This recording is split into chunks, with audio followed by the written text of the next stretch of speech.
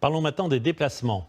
À partir du 11 mai, fini les attestations, sauf pour les personnes qui se rendent à plus de 100 km de leur domicile.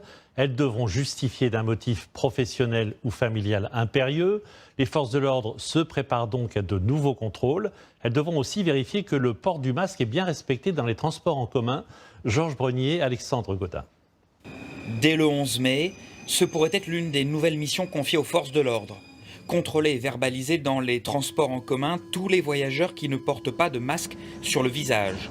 Une tâche qui s'annonce laborieuse car tous les jours des millions de Français empruntent le train, le bus, le métro ou le RER.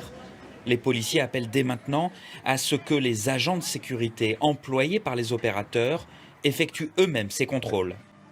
On ne sera pas en capacité de le faire. La seule solution pour accéder de façon efficace, et il faut que ces contrôles soient efficaces, c'est de permettre que le gouvernement légifère et donne des pouvoirs supplémentaires de contrôle en matière de port de masque aux 7 bancs de la sécurité, que ce soit de la RATP, de la SNCF et des transports urbains en commun.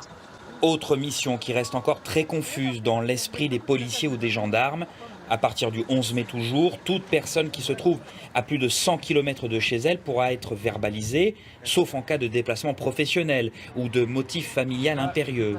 Les fonctionnaires redoutent de devoir déplier tous les jours une carte de France et de devoir calculer des distances au mètre près. Ça va être non seulement chronophage, ça va être aussi un casse-tête. Qu'est-ce que l'on va faire si c'est une personne qui vient d'un département rouge vers un département vert et inversement d'un département vert à un département rouge? Quel type de verbalisation? Enfin, aujourd'hui, on ne sait vraiment pas comment on va pouvoir gérer cela. Le mode d'emploi de ces nouvelles mesures pourrait être détaillé aux agents dès demain.